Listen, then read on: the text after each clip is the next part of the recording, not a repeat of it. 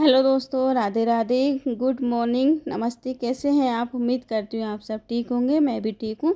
आप सबका मेरे एक नए ब्लॉग में फिर से स्वागत है। देखो, सुबह के तो मेरे काम सब हो गए थे और खाना भी बन गया था। अभी बज रहे थे 10:30 और मैं लगी किचन की सफाई में। जब मैं फ्री हो जाती हूँ थोड़ी बहुत किचन की सफाई ज़रूर कर लेती हूँ। तो पहले तो मैंने बर्तनों को तो एक साइड में रखा, इसके बाद किचन की सफाई करना शुरू कर देती हूँ। गैस को आज कपड़े से साफ़ कर दूँगी। जब ज़्यादा गंदा होता है ना तो मैंने ऐसे पानी से धुलती हूँ, और थोड़ी बहुत गंदा रहता है तो कपड़े से मैं इसे साफ़ कर लेती हूँ। और टाइल्स भी थोड़े से गंदे लग रहे हैं तो मैंने सोचा इनको भी मैं ना आज साफ़ कर दूँगी।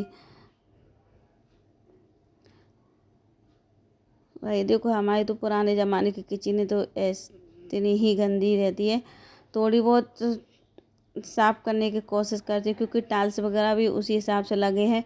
पहले ज़माने में ऐसे ही टाइल्स लगते थे छोटे छोटे, और देखो कितने ज़्यादा गैप इसमें दिख रहे हैं।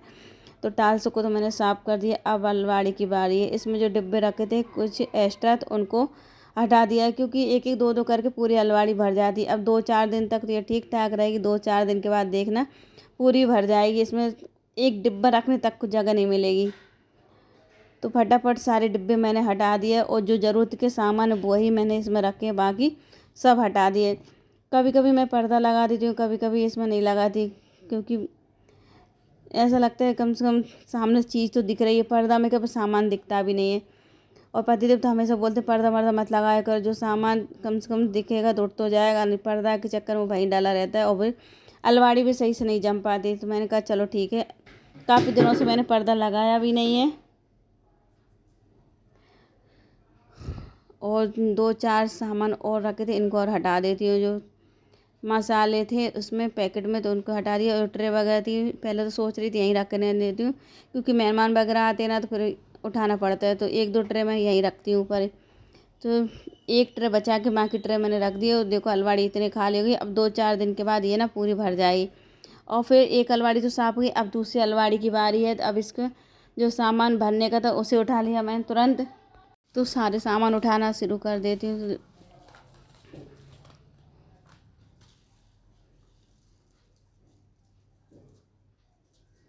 सामान को डिब्बे में भर दिया। और मैं सोची दाल थोड़ी ज़्यादा थी तो ये कैन उठा लेती हूँ, इसे धुल के इसमें दाल वगैरह भर दूँगी। पर इस तेल में तो, इस डिब्बे में तो थोड़ा सा तेल है, तो ये देखिए उठ भी नहीं रहा। तो मुझे डर लग रहा था कि ये गिर गए तो फूट जाएगा और तेल फैल जाएगा। तो मैंने कहा इसे तो यहीं रहने देती हूँ। और दूसरा खाली कैन उठा लिया है, इसमें से अलग ही बदबू आ रही थी। मैंने कहा इसे गर्म पानी से धुल दूँगी तो ये साफ़ हो जाएगा। तो ये वाली कैन धो के फिर इसमें दाल भर दूँगी। तो देखो किचन तो पूरी साफ़ हो गई है। किचन तो पूरी चमक गई है। किचन के बाद अब मैं आ जाती हूँ कमरे में। कमरे में देखो ना जाने कितनी बार ये बेड को मैं सही कर जाती हूँ, और 1-2 घंटे में इसका यही हाल हो जाता है। और आज मुझे बेडशीट को भी चेंज करना है, तो फिर मैंने सोचा इसको हटा देती हूँ, क्योंकि इस बेडशीट का कलर और कपड़ा थोड़ा अलग हैगा। तो 1-2 दिन ही चल पाती, एक दिन बड़ी मुश्किल से चलती है। और फिर अब है ना कॉटन वाली बेडशीट बिछा दूँ, कम से कम 2-4 दिन तक तो ये चलेगी। अरे जिस घर में छोटे बच्चे रहते हैं उस घर का तो यही हाल रहता है। कौन कौन इस बात से सहमत है? देखो भाई, बच्चों का काम है फैलाना करना, और हम बड़ों का काम है उसे समेटना। जब तक बच्चे छोटे रहते हैं घर का यही हाल रहता है।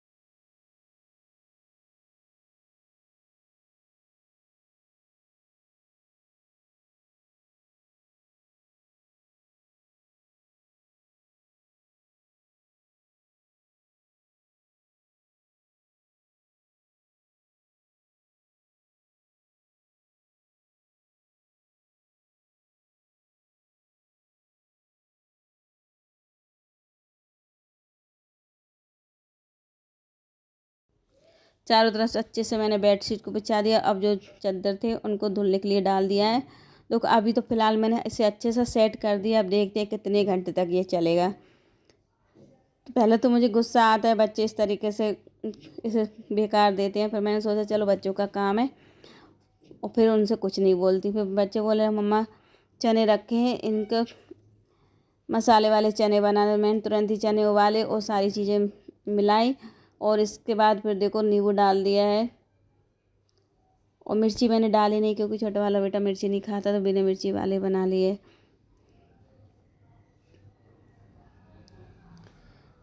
ये सारी चीज़ें डालने के बाद अच्छे से मिक्स करा। थोड़ा सा काला नमक डाला, और थोड़ी सा सामान कम लग रहा था और डाल के और मिला के फिर सबके लिए दे के आई। और फिर देखो जैसे ही किचन से बाहर निकली, दोबारा से इस बेडशीट का हाल आप देख सकते हैं। इस पे बेटे ने बना रखा था घर चटाई से, बोला मेरा घर है, इसी में खाना खाया करूँगा। तो मैंने कहा चलो ठीक है, बच्चे कम से कम खेल तो रहे हैं किसी तरीके से। तो मैं भी बच्चों के साथ ज़्यादा रोक टोक नहीं करती, उन्हें जैसे उन्हें खेलना है तो खेलते रहे।